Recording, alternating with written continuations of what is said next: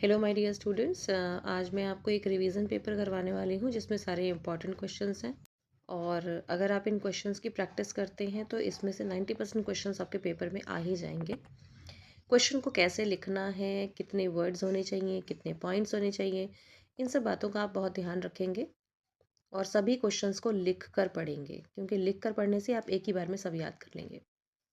Language बहुत ही simple है, तो let's continue the paper.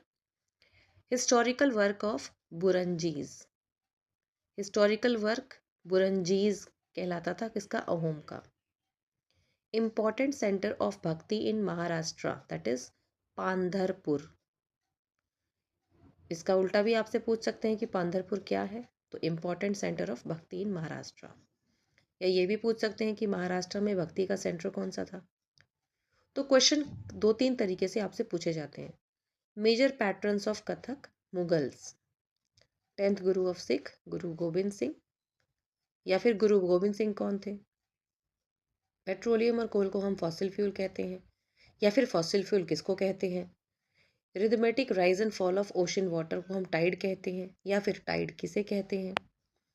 Hemis एक मोनास्ट्री है जो कि लद्दाख में है। इसका लोकेशन भी कई बार पूछते हैं मैप में। और लद्दाख में कौन सी मोनास्ट्री फेमस है, तो आप बताएंगे हेमिस। टाइटल ऑफ पंडिता किसको दिया गया था? रमाबाई को। या फिर रमाबाई को क्या दिया गया था?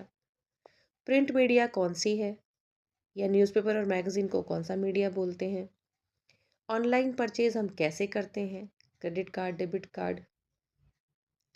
या ऑनलाइन परचेज का एक एग्जांपल आपसे पूछ सकते हैं। Women in garment factories will do thread cutting, buttoning, ironing, ये सब कुछ करेंगी women.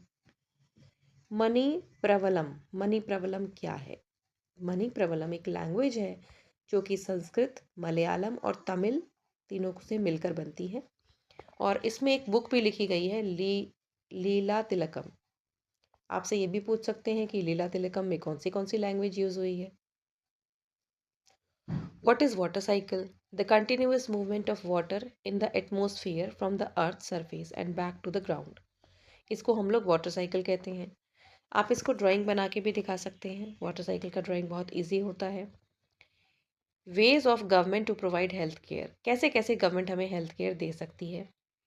Increasing number of hospitals and health care centres, promoting health awareness campaign, providing subsidized medicine। subsidized का मतलब होता है कम रेट पर दवाइयाँ बेचकर। ensuring access to clean water and sanitation, कि साफ पानी और सैनिटेशन हर किसी को मिले। स्वप्ना वाला क्वेश्चन है कि स्वप्ना ने सारा कॉटन ट्रेडर को ही क्यों दिया, उसका क्या रीज़न है। ये क्वेश्चन बार बार देखा जाता है कि क्वेश्चन पेपर में पूछा जाता है। She had borrowed the money from trader, trader से ही उसने कर्जा लिया था और ट्रेडर ने उसको हाई रेट ऑफ इंटरेस्ट पहले ही डिसाइड कर लिया था। There was a condition of loan, trader ने पहले ही कंडीशन लगा दी थी लोन की कि लोन मुझसे लिया है तो सारा सामान भी तुम्हारा मैं ही खरीदूंगा, इसीलिए वो मजबूर थी। एक एडमिनिस्ट्रेशन ऑफ अहोम स्टेट का क्वेश्चन आता है बहुत ज़्यादा कि अहोम स्टेट में एडमिनिस्ट्रेशन कैसा था। It was dependent on forced labour, ज़बरदस्ती नौकर बनाया जाता था लोगों को। हर गांव से कुछ से पर्टिकुलर नंबर ऑफ पीपल को उनके पास भेजा जाता था, उनके लेबर को पैक कहते थे। And the society of Paik was divided into several villages. Administration was centralise to the king, और राजा ही सब कुछ डिसाइड करता था या फिर राजा के भेजे कुछ लोग। रॉक्स के यूज़ क्या है? Making cement, making building material, making limestone, ये सब रॉक्स के यूजेस हैं। ये 3 नंबर के क्वेश्चन होंगे, तो आप ध्यान रखेंगे कि आप 3 या 4 पॉइंट्स लिखेंगे। इम्पॉर्टेंस ऑफ हाइजीन, हाइजीन क्यों ज़रूरी है? तो पहला रीज़न है कि अगर आप साफ़ सुथरे जगह को रखते हैं तो वहाँ importance of clean water and hygiene का ये क्वेश्चन है कि पानी अगर साफ़ मिले, हाइजीन मिले तो क्या फ़र्क पड़ेगा। तो बहुत फ़र्क पड़ता है, क्योंकि पानी से होने वाली सब बीमारियाँ, टाइफाइड, कॉलरा, डायरिया, ये सब नहीं होगा। इससे रिस्क ऑफ मस्कीटो ब्रीडिंग भी नहीं होगा, मलेरिया, चिकनगुनिया, डेंगू, ये सब नहीं होगा। और ओवरऑल जो हमारी हेल्थ है और सफाई है वो इम्प्रूव हो जाएगी। गुरु नानक की टीचिंग्स क्या थी? गुरु नानक की टीचिंग्स बड़ी ही इम्पॉर्टेंट है और आपको सबको लिख कर लर्न करनी है। There is only one god, बहुत ईजी भी है।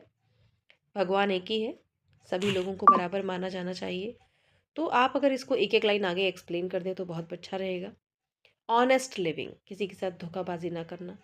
शेयरिंग एंड हेल्पिंग अदर्स, लोगों की हेल्प करना, शेयरिंग करना, रिमेंबरिंग गॉड और समय समय पर भगवान को याद करते रहना। बहुत ही सिंपल है। Give reason, rain forest are depleting. जैसा कि हमने देखा कि रेन फॉरेस्ट आर डिप्लीटिंग का क्वेश्चन फिर से रिपीट हुआ है। तो क्यों कम हो रहे हैं? क्योंकि हम लोग फॉरेस्ट को काट रहे हैं हमारी नीड्स के लिए। हम माइनिंग कर रहे हैं ज़्यादा, ताकि हम मिनरल्स को, oil, aluminium, gold, copper, diamond, इसको निकाल पाएँ। क्लाइमेट चेंज हो रहा है और पैटर्न जो है वेदर का वो बदल रहा है। गंगा यमुना के गंगा ब्रह्मपुत्र में हम लोग चावल क्यों उगाते हैं, पैडी क्यों उगाते हैं, उसका रीज़न भी बहुत ज़्यादा पूछा जाता है। क्योंकि वहाँ की मिट्टी बहुत फर्टाइल है, वहाँ पे एलुवियल सॉइल है and the water is provided there enough for irrigation. अब सब नदी के पास है तो पानी तो मिलेगा ही। रेनफॉल बहुत अच्छी होती है जो कि चावल को चाहिए, और टेम्परेचर जो है वो बिल्कुल सूटेबल है पैडी के लिए। चेन ऑफ मार्केट क्या है, इसका भी क्वेश्चन बहुत पूछा जाता है। तो चेन ऑफ मार्केट का मतलब है it is formed when a series of traders buy and sell goods from producers. तो देखेंगे, किसान है जैसे प्रोड्यूसर, किसान से मिडिल मैन ने लिया, मिडिल मैन से ट्रेडर ने लिया, ये बड़ा बिजनेसमैन है। इसने फैक्ट्रीज वगैरह मशीन्स में भेजा, फिर मशीन्स का काम किसी ने किया, उसने होलसेलर को बेच दिया, होलसेलर ने रिटेलर को दे दिया और रिटेलर ने कंज्यूमर को। तो रिटेलर यहाँ बैठे बैठे लड्डू खा रहा है, मतलब कि सबसे ज़्यादा फायदा इसको हो रहा है, क्योंकि सारा काम करने वालों को उतना बेनिफिट नहीं मिलता जितना बेनिफिट इसको मिलता है बैठे बैठे। ये होलसेलर से कम रेट में खरीदता है और ज़्यादा रेट में आगे कंज्यूमर को बेचता है।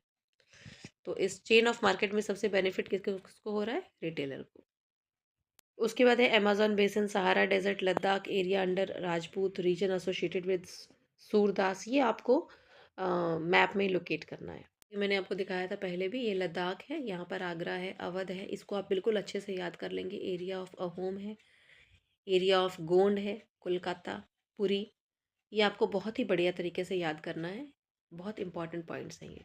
वर्ल्ड के मैप में है अमेजोन बेसिन कहाँ है, सहारा डेजर्ट कहाँ है, बहुत अच्छे से लर्न कर लेंगे आप। So I hope this paper is understood well by you. Thank you. Keep studying.